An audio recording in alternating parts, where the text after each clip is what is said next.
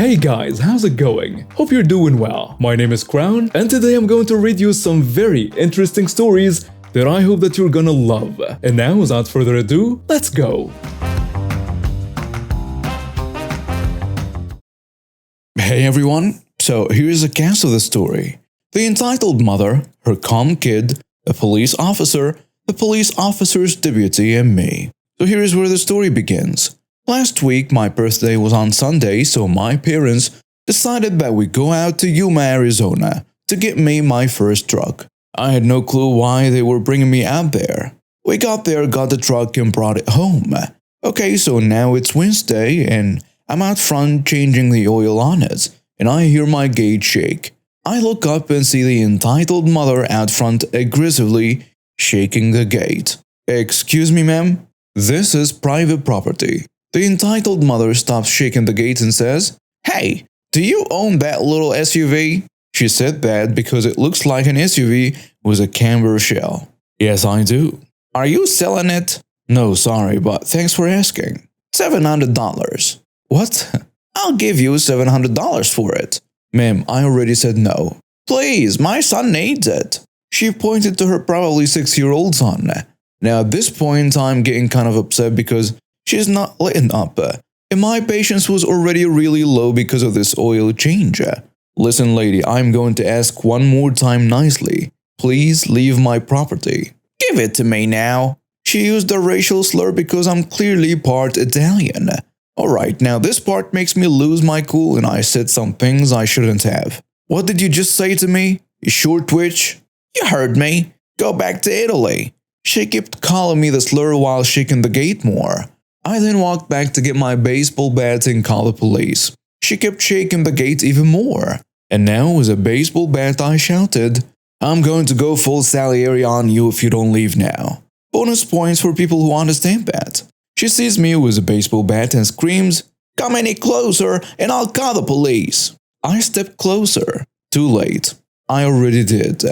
I pointed to a police car pulling down my street. The police officer steps out of the car as she says, "Officer, this jerk stole my SUV and refused to give it back." She used the racial slur instead of jerk. "No, I didn't," the police officer says. Alright, everyone calm down. I'm going to talk to him first. Then I'll talk to the entitled mother, okay?" We both said okay. The police officer walks over to me as the entitled mother tries to enter the driveway. She is then told to stay put. "Why should I stay put? He stole my SUV." "Ma'am, stay put or I'll be forced to detain you." "Fine." "Sir, do you have any cameras around here by any chance?" "Yes, I do actually. The old owner of the house was paranoid and put up cameras." "May I please see the footage?" "Yes, you may." I take the officer inside while the other officer is watching the entitled mother. The police officer is now watching footage that shows the entitled mother attempted to break in. The other officer from outside says, "Ma'am, stay back." "Ma'am." Insert sounds of a stun gun being deployed here. The police officer ran outside, and I ran with him. Cue to the entitled mother laying on the ground with a knife in her hand and a stun gun stuck to her arm. The police officer asks, "What happened?" His partner answers, "She charged at me with a knife." "Alright, put her in cuffs." Officer 2 cuffs her. The entitled mother says, "This is illegal. I know my rights." "Good. Then you know you have the right to remain silent." And then he closes the car door. The police officer wished me a good day, and that's the end of the story. The last thing I knew, she is facing 15 years for attempted murder of a law enforcement officer. Okay, so about a year ago, I left a job working as a waitress at a salad buffet place that shall remain nameless. I have been working there for about 2 years. More on my departure later. When I started working there, I was warned by a friend of mine who had gotten me the job to watch out for the night shift manager. Let's call her Nancy. Nancy was a massive jerk. Not only was she grating just in her personality, but she had the worst temper and would go off on anyone for minor infractions or just not doing things her way, which more often than not was the exact wrong way to be doing these things. I occasionally worked as a cook on a hot bar, making hot food items for the buffet as well, In the first 2 months of me working there, Nancy told me no less than 10 times, probably more, to make a sheet cake for the bar. I was informed by me that I had never been trained on how to make a sheet cake, and instead of showing me so, I would know for the future she would just scream for the customers to hear, "You're so useless. Move. I'll make it myself." So yes, Nancy was a total witch and quickly developed a hatred for me because I'm not the kind of person who keeps my mouth shut when I'm being unjustly berated. At least 3 times the owner of the place, let's call her Dolores, she'll be important later, had to reprimand Nancy because I told her how Nancy had been treating me. Each time she got reprimanded, her ire for me grew, and she would, after a short period of acting like a decent person until the heat died down, start laying into me even harder. Of course, this wasn't even the worst of it. I've worked with jerk managers before. I know how to handle myself. What really tipped the scales for me was her supplemental income practices. You see, Nancy wasn't just a witch. She was a greedy witch. She had worked as a waitress before she became manager, as I understand, and apparently missed the tips.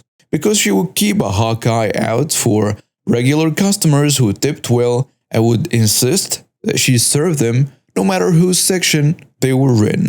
That was majorly against company policy. As was the fact that when she didn't have any of these high-dollar parties to sponge off under the table, she went over the table instead, right to the tips left for other servers, and I cannot tell you how many times I watched the party put down $5 on the table, walked away to put dishes down, and then walked back to find Nancy bossing my table. "Just trying to be helpful," she would say, and be informed, "Sorry, she, looks like they stiffed you. Better luck on the next table." Gosh, she wasn't even subtle about it. Every table she bossed for me would up, stiffing me. And of course, Nancy would flaunt into work each day bragging about how she just got her hair done at the salon or got her nails done. Makes me sick. But I digress. You see, I wasn't sitting idle all this time. I had, as I mentioned, told Dolores about her harassment of me, but I also informed her about the theft of tips and taking tables she wasn't allowed to take. Dolores, let's get this straight right now, had no business on this green earth owning or trying to run a company. As I understand it, it had been a dream of hers to run a restaurant, and her entirely too loaded for his own good husband had paid for the entire thing just so she could. She clearly grew up as a rich witch and was used to things just going her way, because a decent manager she was not. But more on her later. The reason I bring up her ineptitude is because when I told her about Nancy's unacceptable and illegal behavior, Dolores would just shrug and say, "Yeah, a lot of the servers tell me that, but I cannot really do anything without proof. I'm trying to find someone to replace her as night manager, but until I find someone, we're just stuck with her." Eventually, though, Nancy did get the sack. I don't recall exactly what she was fired for. It's not important. What's important is when Dolores called me into her office one day. "Hey, Shiloh. So Nancy is trying to file for unemployment benefit. Could you write a statement of the things you saw her doing around here so I can show that to unemployment and I don't have to pay her?" With abject glee, I had a statement detailing some 30 infractions, many illegal, that I had witnessed Nancy engaging in, printed out, and ready to hand over to Dolores the next morning. As I hear it, not only were her benefits denied, but she was also being questioned by the police. Score. But Dolores doesn't get off scot-free either. As I said, she had no business running a company. She was a horrid little monster, rich and entitled, neither by her own earning. She strutted around like the queen of the place. I remember once she was asked about Christmas bonuses and she said, "Oh, I'm sorry. We just don't have the money to give anyone a bonus this year." The next day she went on a vacation to Cancun or somewhere like that and came back after doing some expensive cosmetic surgeries. No money, yeah right. I was entirely sick of Dolores for reasons that I won't enumerate, seeing as I seem to have a novelet forming already. I do try to keep these short, they just keep getting away from me. I was ready to quit and find a new job. However, my landlord informed me that he was selling the house I was renting a room in and I had to find a new place to stay. So these things aligned made me start thinking, My girlfriend and I, who lived out of state, were always planning on moving in together. She had an empty bedroom, I had money to rent a car, and I needed out of my job. We pulled the trigger. I booked a car for 2 weeks out, typed up my resignation, and gave Dolores my 2 weeks notice, which is a far sight more professionalism than she deserved from me after the nonsense she had put me through. So my last 2 weeks at this job, Dolores saw fit to try and punish me for daring to leave her employee. She was having staffing issues at the time because she was developing a reputation as a bad boss, so very few new applicants were coming in. Those who already worked there were jumping ship because Dolores was a nightmare, and they could already feel the ship was starting to capsize. So for my last 2 weeks, Dolores would happily schedule me as the only server on many shifts. I would have the entire floor of roughly 60 tables I would have to tend to. Luckily, it was a buffet, so catering to a table was quick and easy, and I'm a great server, so I could handle the workload. Joke's on her, I made more in those last 2 weeks than I usually made in 2 months working that job. She also decided not to schedule me for any days off in that time, though the lengths of the shifts made overtime very improbable. But no matter, like I said, I'm a great waitress. Partially because I don't just do serving. I have my fingers in a little bit of everything, trying to make sure the entire place runs smoothly. Not just the parts I'm responsible for. Teamwork makes the dream work. The thing about that is, I don't think Dolores ever realized just how much I did for her on a daily basis. At least, I hope she wouldn't be stupid enough to treat someone who was keeping her livelihood afloat the way she treated me. But who knows? The point is I was looking over my schedule.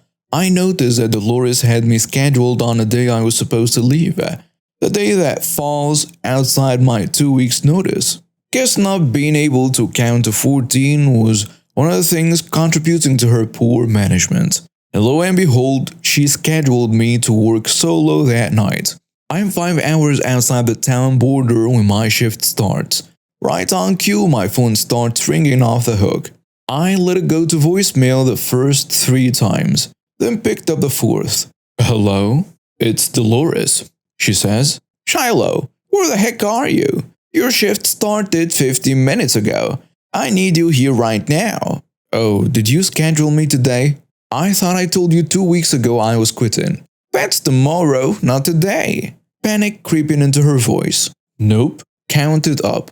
I handed you my 2 weeks notice on date X, and yesterday was day 14. Okay, I messed up. I just need you to come in tonight. I have nobody else who can cover. Sorry, Dolores, I am already in another state. It would take 5 hours to drive back, and my shift will be over by then. You'll have to call someone else to come in. I already tried when you didn't answer your phone. None of them want to come in. I figured I wasn't the only one who wanted as little to do with Dolores as possible. Well, I guess you'll have to figure something out. You're the manager. I'm sure you'll manage. That was as I hung up, turned off my ringer, and had an absolutely blissful drive out of my old life. Comfortable in the knowledge that Dolores was full-on 5-alarm, hair on fire panicking in my wake. I live in an apartment with very thin walls. I accepted that I will hear noises, and I'm okay with that because that's just what happens when you live in an apartment. My upstairs neighbor is the loudest person I know. He comes back to his place late at night with his music and his car blasting, and his assigned space is right in front of my bedroom. It doesn't help that he likes to sit in there for 10 minutes with the music blasting before he actually goes in. I hear him vacuuming, doing laundry, and using the dishwasher in the middle of the night. But I just put in earplugs and go back to sleep. My main issue is he likes to keep all his windows open with his TV at high volume at night. It is so loud it sounds like I turned on my own TV and blasted it. I'm also a college student in an intense program, so I'm constantly studying. I tried using earplugs, but the TV is just so loud. So I asked him if he could turn down his TV because I'm trying to study. And he did the first few times I asked him. However, this issue kept persisting, and I even reminded him that our least quiet time is from 10 p.m. to 8 a.m. At this point, I think he was just annoyed by me and turned his TV on even louder. I tried filing a noise complaint, but honestly, not much came out of it. One night when I was studying for my finals, I heard his loud, dreadful TV. Again, I went up and asked if he could turn down his TV, and he did not. I'm already stressed for this final and stressed because I couldn't study in this type of environment. I felt like breaking down and crying at that moment, but I really needed that A, which is where I had the bright idea to connect my lecture I was listening to my speaker and put it on full blast. I stacked chairs on my table where it would be high enough for the speakers to be pressing on the ceiling. It was so loud I could feel my ceiling vibrate. 10 minutes passed by and I heard my doorbell ring. I opened the door to see my lovely upstairs neighbor. He asked if I could quiet down, which I responded back with, "Sorry, your TV was so loud I couldn't hear my lecture." He huffed and turned on his TV even louder. I went to my car and parked at a quiet place since everything was closed and I may have lost the battle. I may have lost the battle, but I was going to win this war. On our lease, it says marijuana is prohibited on the property. If they found out a tenant is in possession of marijuana, they will be evicted. My upstairs neighbor smokes marijuana every day. The smell doesn't really bother me because I enjoy it myself, but I just don't use it on the property since I'm paranoid about getting evicted. Also, when I would go up to talk to him, I noticed he had a huge jar of it behind him. Anyways, the next day I smelled him lighten up. I called the leasing office because there is a strong odor of what smells like marijuana coming from upstairs. He also smokes on his balcony for everyone to see. I was peeping through my window to see if the property manager was coming by. I see him smoking. Then I heard her go upstairs and knock on his door. I couldn't make out what they were saying, but I was really hoping she saw his jar. Several days pass and I see him moving his stuff out. I didn't want to stoop that low, but he pushed me to that point. Now I have a great upstairs neighbor that I have no problems with. My name is Sarah, and I'm a young mother of two living in a small suburb just outside the city. My husband and I have been saving up for months to buy our children some new clothes and toys, and we had finally saved enough money to make the trip to the mall. I have been looking forward to this outing for weeks and was excited to spend some quality time with my children and treat them to a few new things. I have planned out our route carefully, making sure to hit all of the best sales and deals at the various stores. As we made our way through the crowded corridors of the mall, I couldn't help but feel a sense of joy and excitement. I loved watching my children's eyes light up as they marveled at all the colorful displays and shiny new toys. But despite my best efforts, I found myself feeling a little overwhelmed by the crowds and the noise. I had a lot on my mind and sometimes it was hard to keep track of everything. That's why I found myself standing in the middle of the walkway, lost in thought. And that's when Karen approached me. As Karen approached me, I could tell from the haughty expression on her face that she was not happy to see me standing in the middle of the walkway. "Excuse me," Karen said, tapping me on the shoulder. "Could you please move out of the way? I have places to be and I don't have time to stand around." I was taken aback by the rude tone in her voice. I was a decent, kind-hearted person and I did not appreciate being spoken to in such a manner. "I'm sorry, but I'm just trying to find my way to the food court," I replied calmly. "I'm not trying to hold you up or anything." Karen let out an exaggerated sigh and crossed her arms. "Well, maybe if you paid more attention to where you were going instead of daydreaming, you wouldn't be blocking the way for everyone else," she snapped. I was taken aback by Karen's rude and entitled behavior, but I refused to let it get to me. I gave her a polite smile and went in the direction of the food court. "Have a good day," I said before making my way past Karen and continuing on my way. But Karen was not satisfied with my response. She followed me, berating me for blocking the way and daydreaming in a rude, aggressive manner. Despite my attempts to de-escalate the situation, calmly explain that I was just trying to find my way, Karen seemed to get even more agitated and angry. You think you're better than everyone else just because you're standing here in the middle of the walkway? Karen spat out. Well, you're not. You're just a selfish, entitled person who doesn't care about anyone but themselves. I was shocked by Karen's harsh words, but I refused to let them get to me. I knew that she was just trying to provoke me, and I wasn't going to let her succeed. I gave her a polite smile and continued on my way, determined to enjoy my time at the mall with my family and not let Karen's negativity ruin my day. I had finally managed to escape Karen's tirade and was making my way to the food court to meet up with my family when I felt a sudden jolt to my chest. I looked down to see Karen standing in front of me, blocking my way and looking angry and aggressive. What do you think you're doing? Karen demanded, shoving me in the chest. You can't just walk away from me like that. I was shocked by Karen's behavior, and I could feel my heart racing in my chest. But what Karen did not know was that I had an implantable cardiac defibrillator, ICD, planted in my chest to keep me alive. This device was designed to detect and correct any abnormal heart rhythms that could potentially be life-threatening. As Karen shoved me, I felt a sudden jolt of pain in my chest. I knew immediately that she had smashed my ICD, and I could feel my heart racing out of control. I tried to speak, but the words wouldn't come.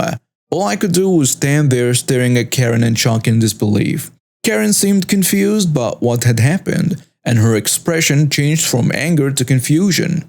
What's going on? She demanded. I don't understand what's happening. Why are you just standing there like that? I tried to explain that she had smashed my ICD and that I needed to get to a hospital as quickly as possible, but Karen seemed unable to grasp the gravity of the situation. She looked even angrier and more confused, and I could see that she was starting to get agitated again. I don't know what you're talking about, Karen snapped. You're just trying to get out of the situation by making up some crazy excuse. I'm not letting you walk away from me until you explain yourself. I was terrified and frustrated by Karen's refusal to understand what was happening. My heart was racing out of control, and I knew that I had to get help as quickly as possible, before it was too late. My heart was racing out of control, and I knew that I had to get help as quickly as possible before it was too late. But Karen seemed determined to keep me there, no matter what. I knew that I had to do something drastic to get away from Karen and get the help that I needed. So I started screaming for help, hoping that someone would hear me and come to my aid. Help! I shouted as loud as I could.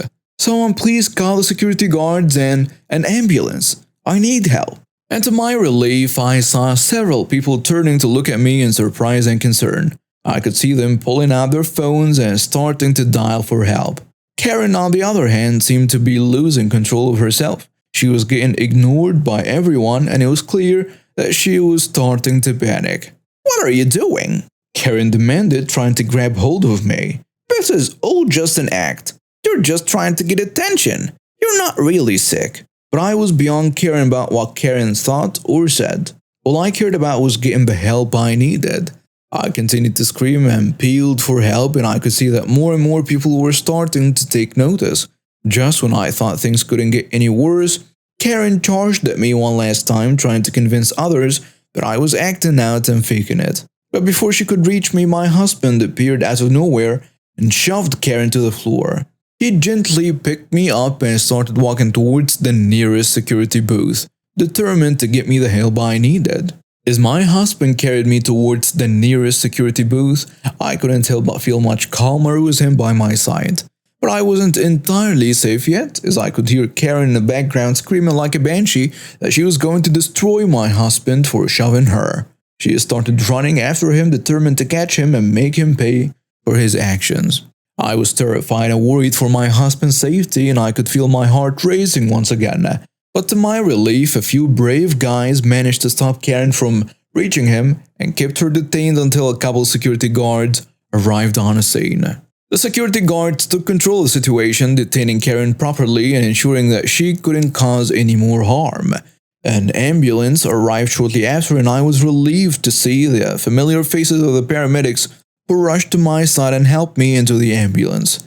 As the ambulance raced towards the hospital, I couldn't help but feel grateful for the quick actions of my husband, the brave guys who had stopped Karen, and the security guards who had detained her. I knew that without their help, things could have turned out much worse. When we arrived at the hospital, the doctors and nurses rushed to my side and began examining me. They quickly determined that my ICD had been damaged, and they worked quickly to fix it and stabilize my heart. And sure enough, a few hours later, I learned that Karen had indeed been arrested by the cops. They had pulled out the CCTV footage and taken statements from others, and that Karen had resisted arrest and forced the cops to use force in cuffing her. Later, as I recovered from my ordeal in the hospital, I couldn't help but wonder what would happen to Karen.